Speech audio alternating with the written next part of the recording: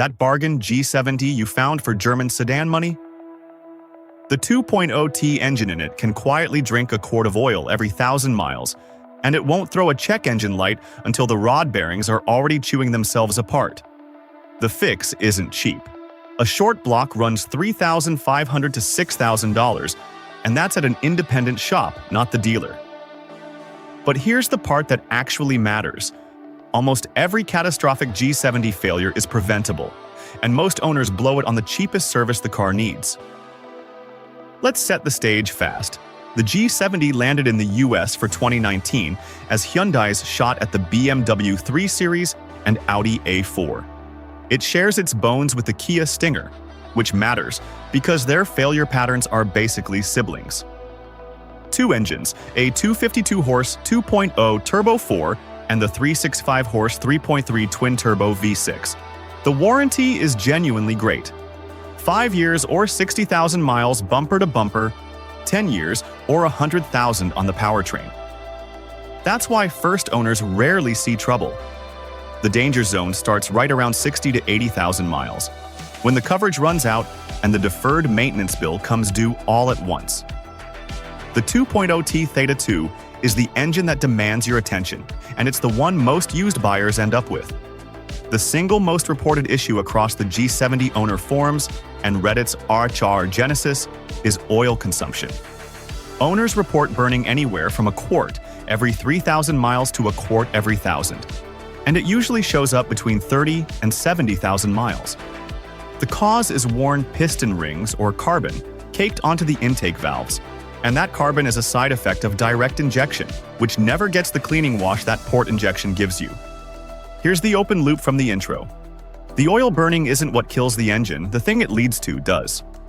Theta II engines in the Sonata and Santa Fe got recalls and extended warranties for connecting rod bearings failing from manufacturing debris left in the oil passages. The G70 runs a later, revised version, and there's no specific recall on it. But the underlying sensitivity to oil starvation is the same. Let the level drop because the engine's quietly drinking it, and you starve those bearings. You'll hear knocking at idle that gets worse under load than nothing, because catastrophic failure can hit without warning. That's a $5,000 to $8,000 engine replacement. So here's how you protect it. Run full synthetic 5W30 to spec and change it every 5,000 miles, not the 7,500 Genesis suggests. That single habit is the strongest defense against both the oil burn and the bearing failure. Buying used with no service history? Change the oil the day you get home and inspect the drain plug for metallic glitter. If carbon's already built up, walnut blasting the intake valves runs $300 to $600 at an independent shop and genuinely helps. And if you're fighting a warranty claim, the dealer oil consumption test is usually free. Make them prove the car's healthy. Now the 3.3T. This is the engine you actually want. Forum consensus across the Genesis and Stinger communities consistently rates it as more durable, and it does not carry the oil consumption reputation of the four-cylinder. It's not flawless. Past 80,000 miles, the turbo oil feed lines can harden and seep.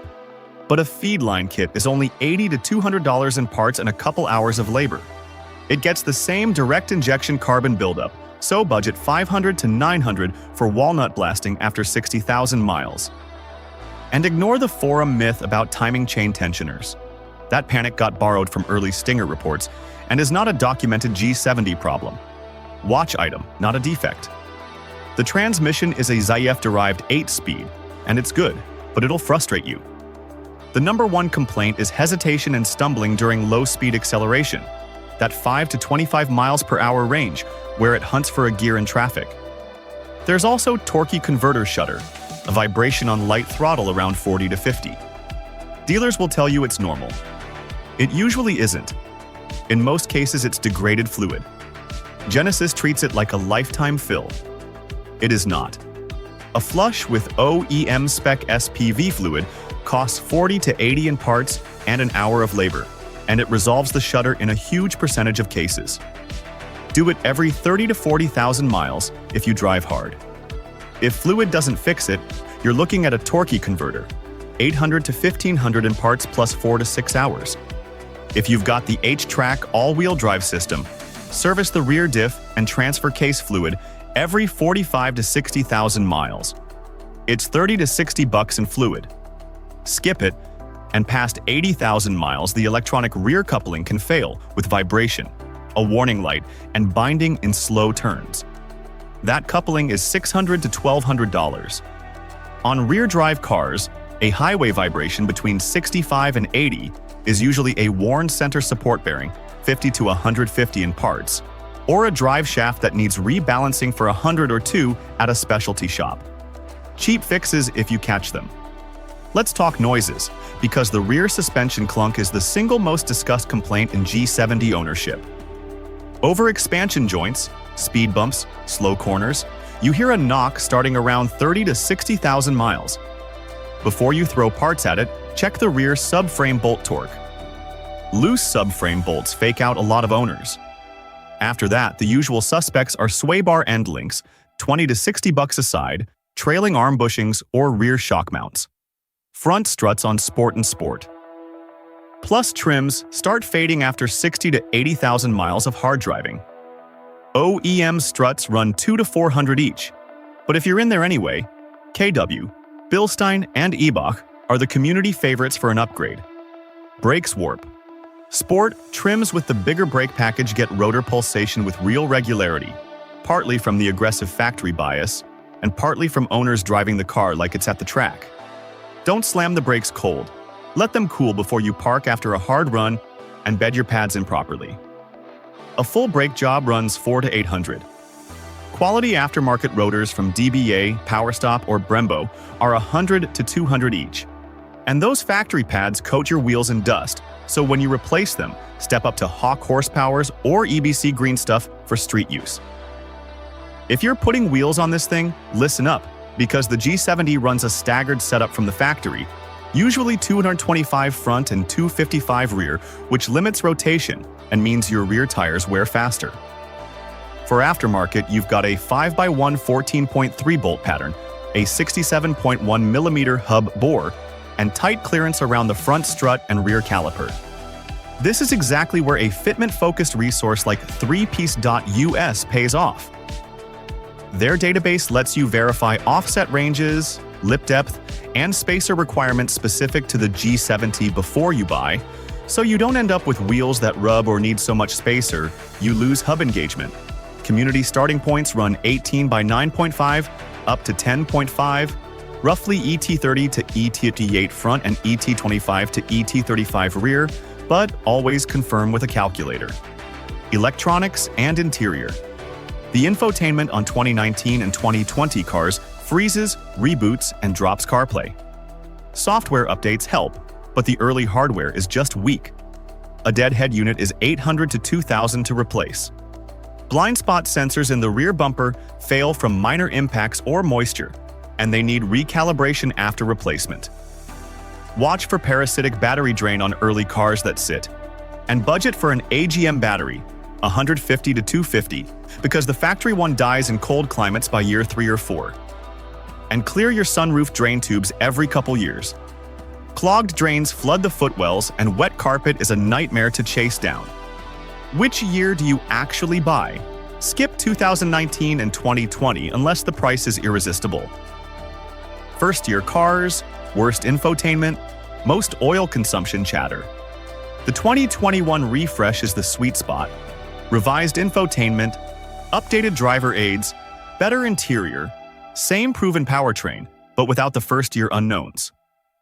2022 and 2023 are the lowest risk and the priciest, and many are still under powertrain warranty. As for trims, the 2.0T Sport and Sport Plus are the volume cars you'll see everywhere. The 3.3T Sport Plus is the flagship, more durable engine, higher service costs.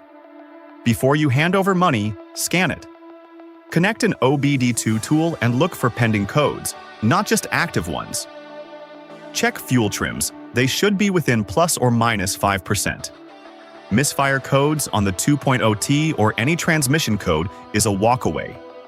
On the test drive, feel for that low-speed transmission hunting, the torque converter shutter at 40 to 55, the rear clunk over bumps, and brake pedal pulsation. Pull the dipstick. Dark, sludgy oil on a car that supposedly just got serviced is a red flag. And demand the service history, specifically oil change intervals and any transmission fluid record. No history means you assume the worst. So here's the verdict. The G70 is one of the best used sports sedan values out there, but it rewards informed buyers and punishes lazy ones disproportionately. Buy it if you're comfortable with independent shop maintenance and you'll actually do the fluid services on schedule. Find a clean 2021 or newer with documented history under 60,000 miles, and you've got a car that genuinely competes with the Germans for thousands less, with a better warranty than any of them. Want it truly set and forget? Spend the extra for the 3.3T over the 2.0T. It's worth it. The platform is sound, the failures are real but manageable, and the whole game is buying a known history car instead of gambling on a bargain with secrets. If this saved you from a bad purchase, hit subscribe and check threepiece.us before you touch the wheels. Know what you're buying, and this car will reward you.